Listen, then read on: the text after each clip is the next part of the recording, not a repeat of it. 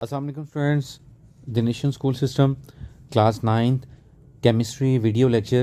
Today we are going to start the video lecture of chemistry chapter number 2, the structure of atoms.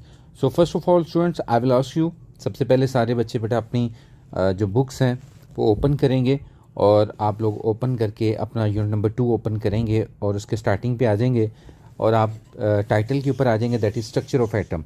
So structure of atom बेटा आप लोग पहले भी इसको study कर चुके हैं, आप लोग पहले भी इसको देख चुके हैं. जो प्रीवियस आप लोगों ने जो जब केमिस्ट्री स्टार्ट किया था और केमिस्ट्री जो है उसके स्टार्ट पे आप लोगों ने एटम का स्ट्रक्चर यानी एटम क्या है, atom is the smallest particle यानी सबसे छोटा, स्मॉलेस्ट पार्टिकल सबसे छोटा. अगर हम इसको स्मॉलेस्ट कहते हैं तो स्मॉलेस्ट कितना स्मॉलेस्ट यानी कितना छोटा वो हो सकता है, उसको हम देखते हैं. उसकी एग्जांपल हमने पहले भी ऑलरेडी हम एक एग्जांपल बेटा देख चुके हैं. वो एग्जांपल आप लोगों की क्या थी, एग्जांपल वो ये थी कि एक एप्पल हमने ड्रॉ किया था. एक एप्पल जो है वो आप लोगों ने ड्रॉ किया था और उस एप्पल के साथ एक आप लोगों ने नाइफ़ जो है वो ड्रॉ किया था. अब आप लोग क्या कर रहे थे, इस एप्पल को बेसिकली आप लोगों ने आगे जाके कट ऑफ किया था, काटा था. फिर उसके बाद इस एप्पल की जो है कटिंग करने के बाद एक वक्त आया जहाँ पे इस एप्पल को बिल्कुल काटते काटते यानी आप नाइफ से काटते जा रहे हैं, इसके छोटे छोटे पीस होते जा रहे हैं, बहुत छोटे छोटे पीसीस के अंदर आपने इसको कन्वर्ट किया. आहिस्ता आहिस्ता ये मज़ीद छोटा होता गया और एक वक्त आया जब बेटा बिल्कुल टाइनी, बिल्कुल छोटा सा एक डॉट जो है ना वो रह गया. और ये डॉट इतना छोटा है जो कि आपको आम आंख से नज़र ही नहीं आता. तो यानी इससे आप लोगों को ये आइडिया कि आप लोगों का जो एटम है वो इतना स्मॉलेस्ट है कि आप उसे आम आंख से नहीं देख सकते. तो ये एग्जांपल पहले भी बेटा आप लोग देख चुके हैं. हम आगे चलते हैं. अच्छा, यहाँ पे हम आएंगे तो देखेंगे बेटा सबसे पहले आप लोगों को इंट्रोडक्शन दिया हुआ है इसमें एंशियंट ग्रीक फ़िलासफ़र्स. इसमें बेसिक इंट्रोडक्शन जो आपको दिया हुआ है उसमें वो बता रहा है कि किस किस साइंटिस्ट ने किस तरीके से जो है वो टाइनी पार्टिकल जो एटम जिसको हम कहते हैं उसके बारे में जो है तहकीक हुई, उसके बारे में पता चला. ये जनरल एक रीडिंग है बेटा, आप लोगों ने इसको रीडिंग को कर लेना. हम मेन अपने टॉपिक की तरफ आएंगे जो कि आप लोगों का टॉपिक है, दैट इज़ 2.1. अगर आप लोग इसको स्टडी करेंगे तो देखेंगे ये है theories and experiments related to the structure of atom. तो इसको हम स्टार्ट करेंगे. आप लोग पेज नंबर 28 पे बेटा सारे आ जाएं. तो बेटा पेज नंबर 28 पे आप लोग आ गए हैं. पेज नंबर 28 पे आप देखें अगर तो आप लोगों को नज़र आएगा कि theories and experiments related to structure of atom यानी स्ट्रक्चर ऑफ एटम, एटम की जो साख्त है उसके ऊपर किस किस तरह के तजर्बात जो है किए गए. इसमें सबसे पहले जो है वो एक्सप्लेन करा है अकॉर्डिंग टू डाल्टन. डाल्टन एक बहुत बड़ा साइंटिस्ट, बहुत बड़ा फेमस साइंसदान था और वो कहता है कि an atom is an indivisible यानी इनडिवाइजेबल जिसको मज़ीद यानी हमने पीछे देखा कि एक डॉट है, एक छोटा सा डॉट है. ये डॉट इतना छोटा है कि आप अगर बेटा इसको कट करते हैं, मज़ीद कट करना चाहते हैं यानी नाइफ़ आप ले लेते हैं और आप इस नाइफ़ की मदद से इसको कट करना चाहते हैं मज़ीद, तो इस छोटे से डॉट को आप मज़ीद तकसीम नहीं कर सकते, इसको मज़ीद आगे काट नहीं सकते हैं. अगर आप इसको काट नहीं सकते तो इसका मतलब ये फिर सबसे स्मॉलेस्ट पार्टिकल है और ये एटम है. तो अगर हम इसको आगे देखें तो वो कहता है हार्ड, डेंस, सफ़ेयर यानी इसकी साख्त बताई गई है कि किस तरह का होता है, सख्त होता है, डेंस सख्त, और सफ़ेयर यानी सफ़ेयर किस तरह की शेप है. आप लोग सर्कल आप लोगों ने बेटा पढ़ा होगा. अब ये जो सर्कल है बेसिकली इसको थोड़ा सा और अच्छा बनाते हैं. तो आपका ये सर्कल है बेटा, ये सर्कल बेसिकली आप लोगों को जो नज़र आता है ये आप लोगों को यहाँ पे नज़र आता है. और ये शेप, अगर यही सर्कल शेप हर तरफ से एक चीज़ सर्कल की शेप में है, कोई भी ऐसी एटम जो कि हर तरफ से, जैसे आप लोगों का वर्ल्ड का मैप है, जैसे आप लोगों की दुनिया वर्ल्ड का मैप आप लोगों ने सबने मैप देखा होगा आप लोगों ने, तो अगर आप उसको देखें तो वो हर तरफ से वो गोल होता है, ठीक है, और हर साइड से जो सर्कल की शेप में कोई भी चीज़ होती है उसको हम सफ़ेयर कहते हैं. तो आपका एटम भी तकरीबन इस तरह का है. उसके बाद कहता है atom of the same elements are alike यानी तमाम ऐसे एटम्स जो कि एक ही एलिमेंट के होते हैं वो एक जैसे होते हैं. अगर हाइड्रोजन है तो हाइड्रोजन के जो एटम्स होंगे वो सारे के सारे एक जैसे होंगे. इसी तरीके से अगर सोडियम है तो सोडियम के जो एटम होंगे वो सारे एक जैसे होंगे।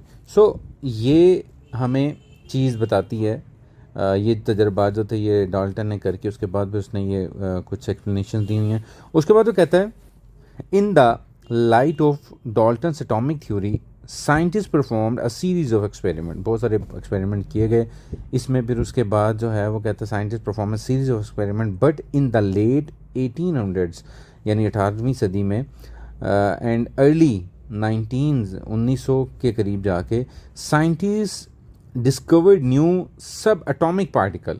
यानी उसके बाद क्या हुआ कि जो आपके एटम था उसके अंदर भी कुछ उनको पार्टिकल्स मिले। सब एटॉमिक से मुराद उसके अंदर मजीद पार्टिकल्स जो है ना वो साइंसदानों को मिले। सब एटॉमिक, द वर्ड की व्हाट इज द वर्ड, सब एटॉमिक। तो सब एटॉमिक इसको हम देखते हैं, ये सब एटॉमिक आपका।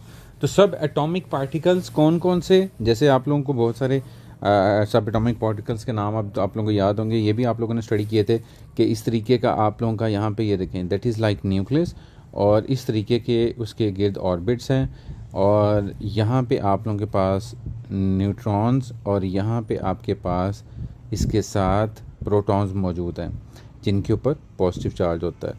अब ये न्यूट्रॉन्स और प्रोटॉन्स आपके न्यूक्लियस के अंदर है। ये आपकी क्या चीज़ है, दैट इज़ न्यूक्लियस। आपका न्यूक्लियस है और साइड्स पे यानी ये जो इसके ऑर्बिट्स हैं, जो ऑर्बिट्स हैं ये शेल्स हैं, इन शेल्स पे जो आपके इलेक्ट्रॉन्स हैं जिनके ऊपर नेगेटिव चार्ज होता है वो रिवॉल्व करते हैं। अगर हम इसको देखें कि कौन कौन से सब एटॉमिक पार्टिकल्स जो हैं वो मौजूद होते हैं, तो हम अभी देखते हैं इसमें कौन कौन से। पहला हमने देखा कि जो न्यूक्लियस के अंदर मौजूद है उसमें आपके पास कौन कौन सा है। सबसे पहले हम लिखेंगे इसको, दैट इज़ प्रोटॉन। प्रोटॉन के बाद आप दूसरी जो एक और सब एटॉमिक पार्टिकल जो फेमस है उसके जो हम देखते हैं दैट इज़ आप लोगों का इलेक्ट्रॉन।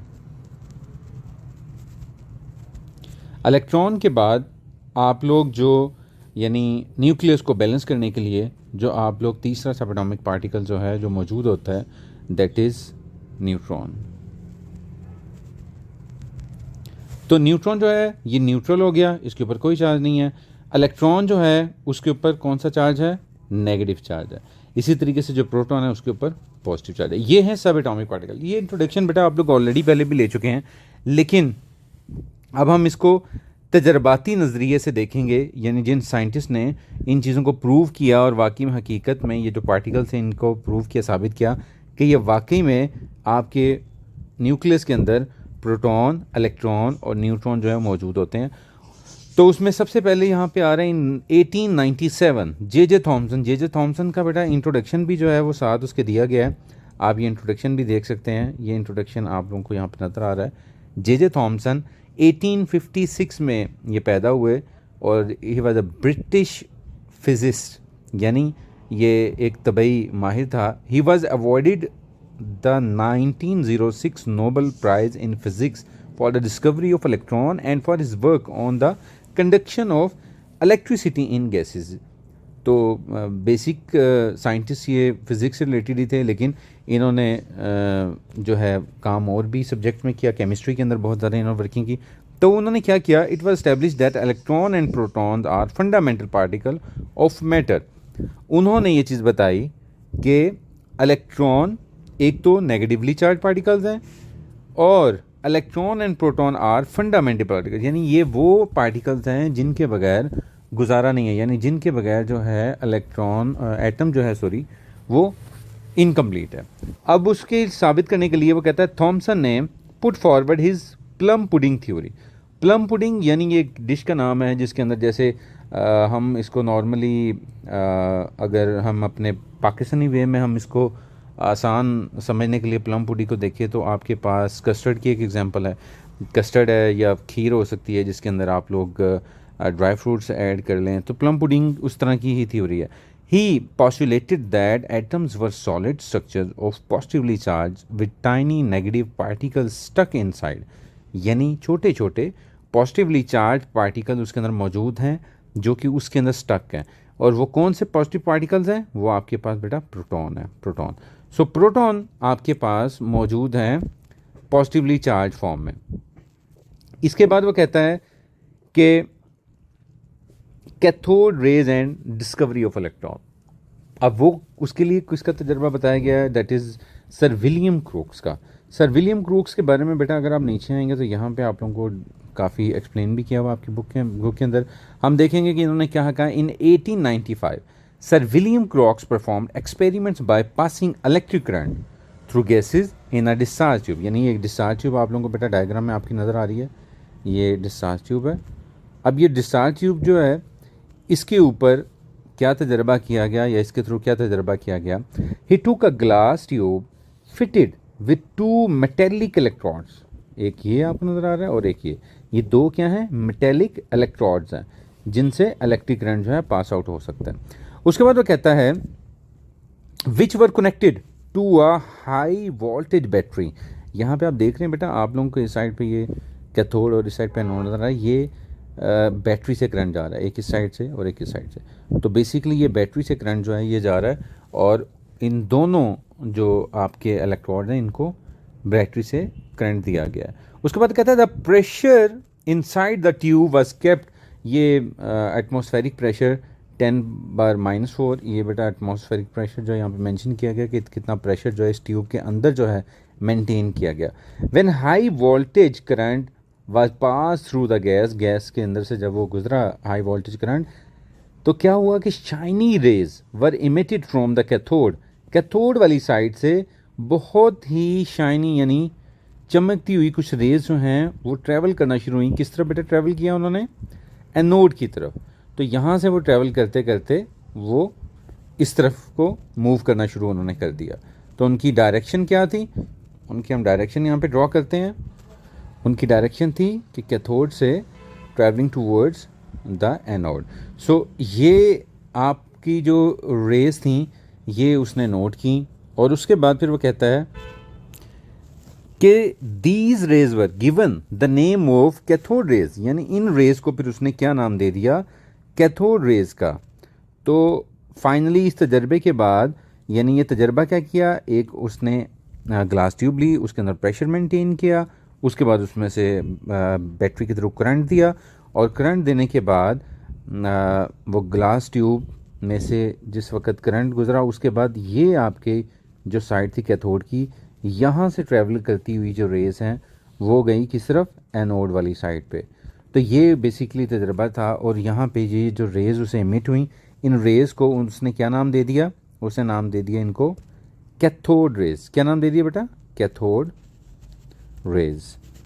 सो ये जो बेसिक तजर्बा था ये किया किसने? आपके जो फेमस साइंटिस्ट ये आप लोग सर विलियम क्रूक्स ने। अब ये विलियम क्रूक्स के बाद उसके बाद हम अगर आगे नेक्स्ट पढ़ें बेटा तो वहाँ पे वो बेटा वो प्रॉपर्टीज़ जो है नेक्स्ट पेज में 29 पे आप आएंगे तो प्रॉपर्टीज़ जो है वो दिखा रहा है कैथोड रेज की। और कैथोड रेज की जो प्रॉपर्टीज़ हैं वो यहाँ पे मेंशन है। ये कुछ पॉइंट्स हैं बेटा, इनको हम स्टडी करते हैं।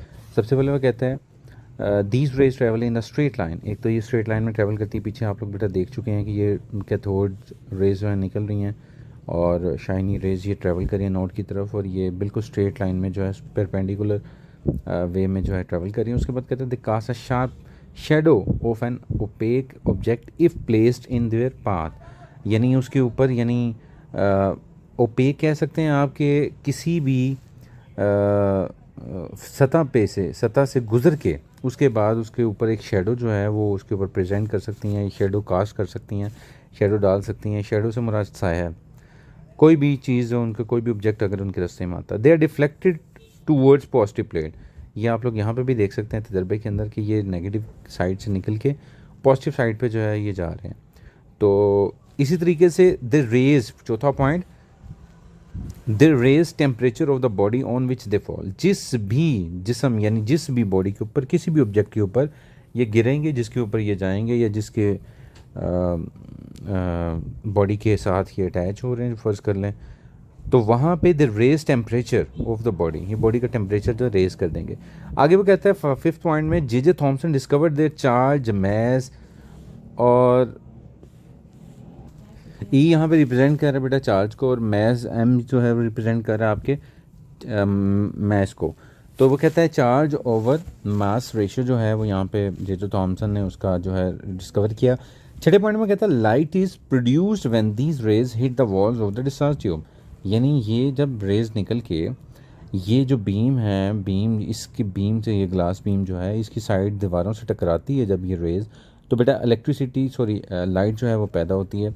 उसके बाद कहता है कि it was found, last point यहाँ पे आ रहा है, it was found that the same type of rays were emitted no matter which gas and which cathode was use in the discharge tube.